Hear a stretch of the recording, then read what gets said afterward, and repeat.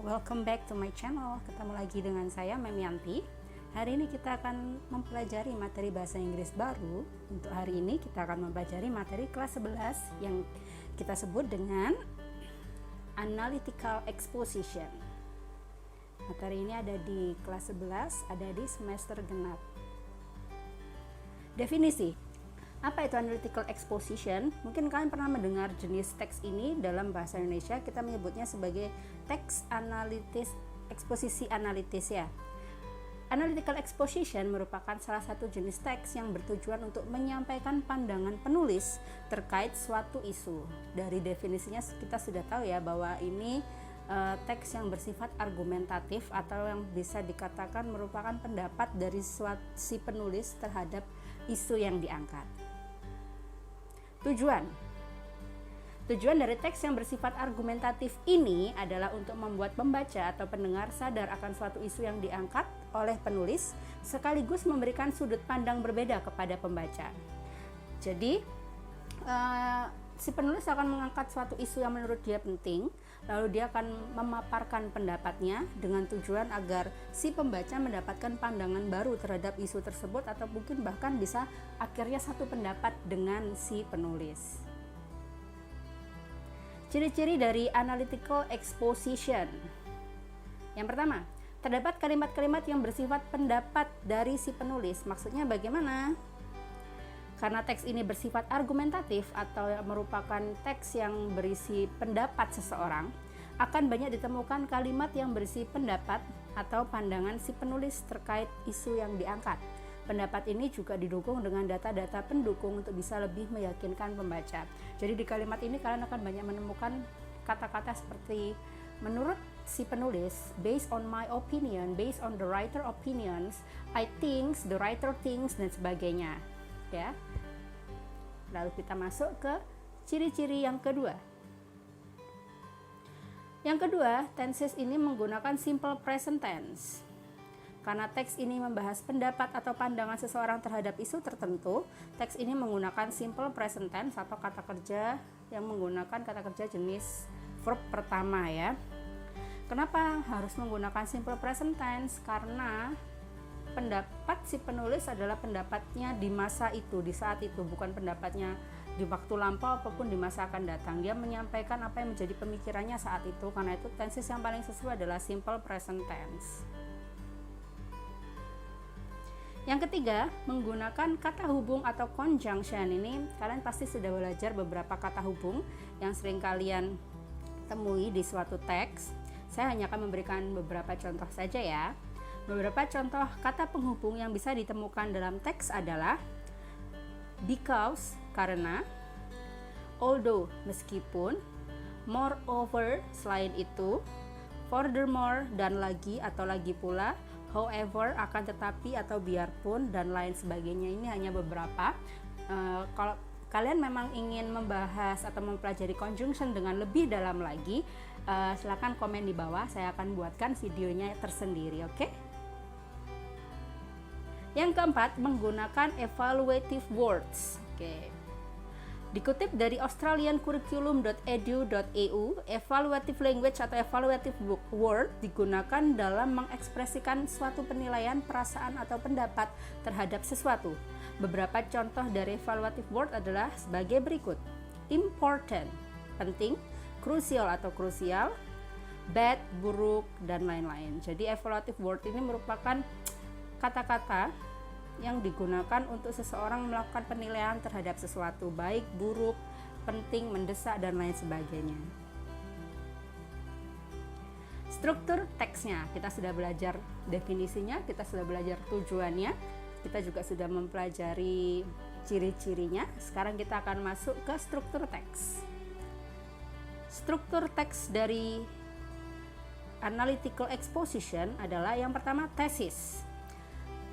Apa yang dibahas di tesis? Di bagian ini disebutkan isu apa yang akan diangkat dan pandangan penulis terkait isu tersebut secara singkat. Biasanya ini ada di paragraf pertama.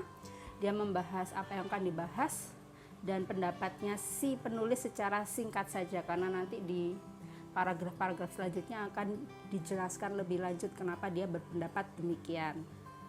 Yang kedua, arguments. Di bagian ini, si penulis mulai memaparkan pandangannya terkait isu yang diangkat dan memberikan data-data pendukung untuk meyakinkan pembaca.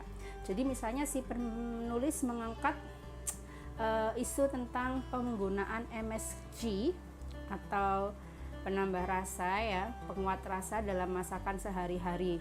Mungkin si penulis akan mengangkat bahwa dia menganggap MSG tidak berbahaya untuk kesehatan. Di sini dia akan menunjukkan data apa yang menguatkan pendapatnya itu dari hasil penelitian, dari artikel dan lain sebagainya, untuk meyakinkan si pembaca bisa punya pandangan baru bahwa MSG atau penguat rasa tidak sepenuhnya berbahaya. Misalnya seperti itu. Yang ketiga, conclusion atau kesimpulan. Bagian ini berisi kesimpulan si penulis dan di akhir teks si penulis menekankan kembali pendapatnya. Jadi di sini dia akan menyimpulkan kembali pendapatnya yang sempat diucapkan di paragraf awal tadi di tesis.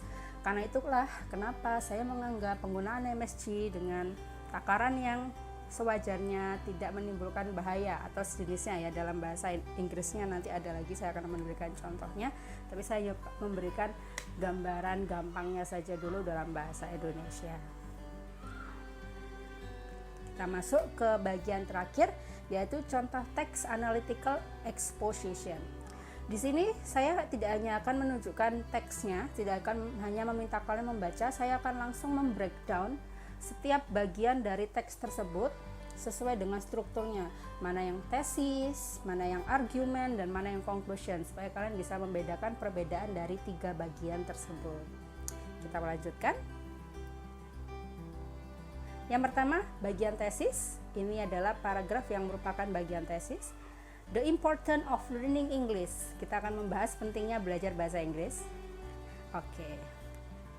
Silakan kalian baca ya. Di sini intinya dibahas latar belakang kenapa bahasa Inggris itu perlu dipelajari oleh semua orang. Ya. Lalu kita masuk ke bagian yang kedua.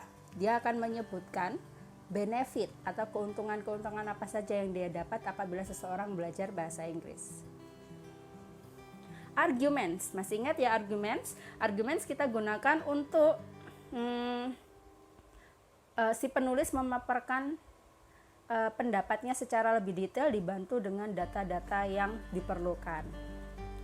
Kita lihat di sini, paragraf ini menyatakan bahwa bahasa Inggris memberikan kesempatan lebih besar dalam berkarir, karena bahasa Inggris merupakan bahasa internasional di mana banyak perusahaan yang bekerja sama dengan perusahaan asing, jadi tentunya karyawan dengan berbahasa Inggris atau kemampuan bahasa Inggris jauh lebih dibutuhkan ya.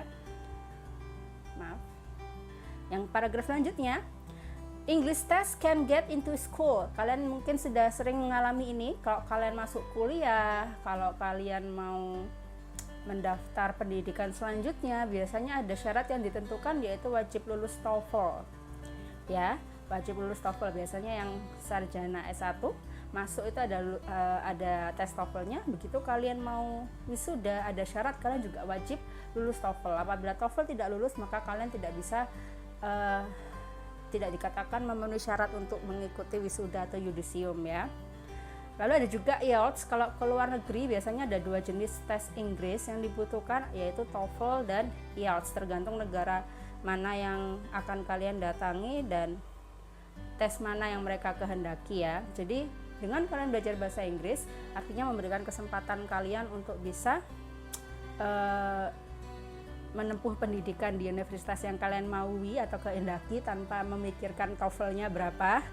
Dan juga kalian juga bisa sekalian punya kesempatan lebih besar untuk bisa belajar di universitas-universitas luar negeri ataupun bekerja di luar negeri. Karena kalau untuk luar negeri tentunya kalian wajib mempunyai skill bahasa Inggris yang mumpuni, dan itu ditunjukkan dengan tes TOEFL atau IELTS. Ini ya argumennya disebutkan semua di sini. Yang terakhir, conclusion atau kesimpulan. Seperti yang saya bilang tadi, conclusion ini dia menyimpulkan kembali inti dari semua tulisannya.